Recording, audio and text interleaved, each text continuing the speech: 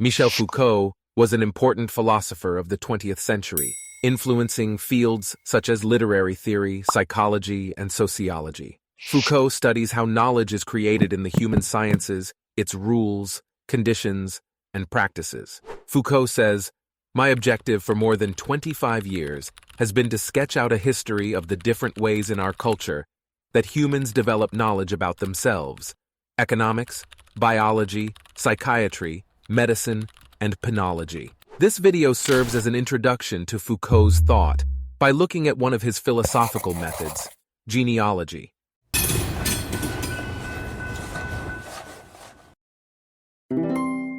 Foucault looks through the lenses of history to understand how knowledge about human beings is developed. One method he uses to understand this development is genealogy, a term he takes from the philosopher Friedrich Nietzsche.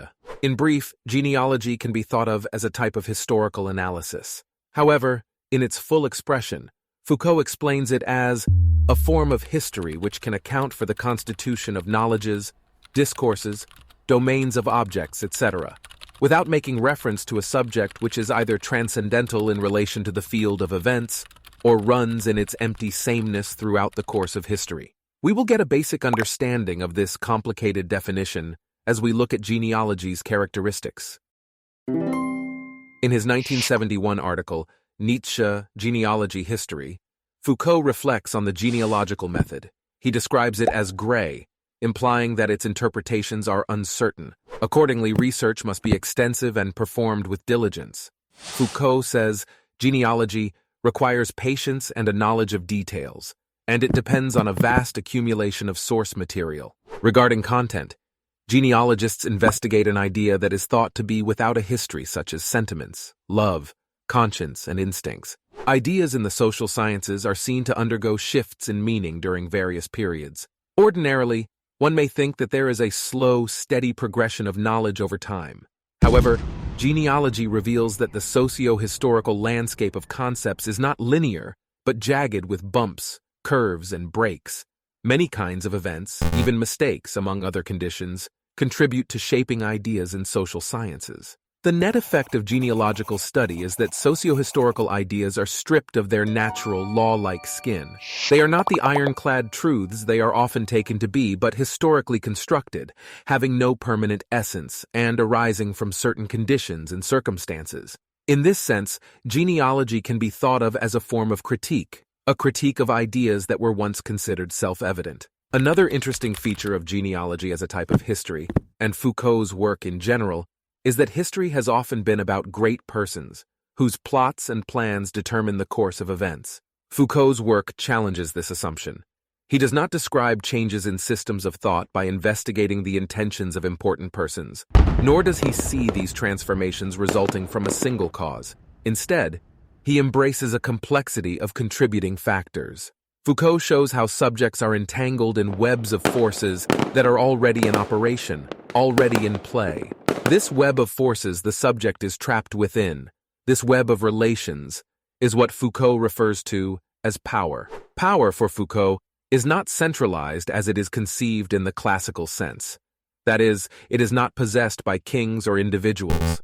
Instead, power in the modern age is circulating throughout society. It is multiform, coming from innumerable sources.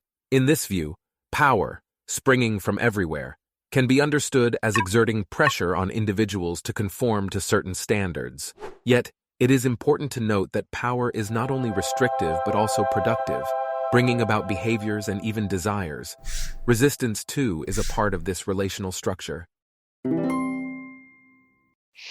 An example of Foucault's genealogical method at work can be found in his book, Discipline and Punish. The book's topic is punishment, and it is best known for its opening torture scene, the description of which serves the purpose of contrasting how power has been transformed from a brutal display to a technical system of control. A method of punishment in modern society is imprisonment, and Foucault explains that, long before the prison was ever made the main form of punishment, its usefulness had already been recognized.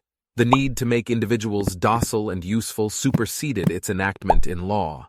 The penitentiary became a locality to observe specific behaviors and illnesses, culminating in its finest conception, Jeremy Bentham's Panopticon, an ideal prison in which inmates can be observed at any time. In this type of prison, inmates do not know when they are being spied on, so to avoid detection, they learn to regulate themselves. Their behaviors are therefore channeled and produced as well. For Foucault, observation, the use of timetables, and space that are employed in the prison are forms of discipline, the multiple ways in which power is exercised. In Discipline and Punish, the modern apparatus of control also functions by way of creating categories in which power and knowledge operate together. For the repeat offender, the penitentiary established a new category, the delinquent. The delinquent's life was subsequently identified with the offense itself. A biographical account was taken. The circumstances and causes of his crime were documented to determine what predisposition he had. His upbringing and social position were also recorded. A dossier even accompanied the inmate when he appeared in court. In the case of the delinquent, power and knowledge can be observed as implicating one another. Foucault wants to understand how knowledge about human beings is created in the social sciences. His books are studies in systems of thought, looking at the rules, conditions, and practices that make us who we are.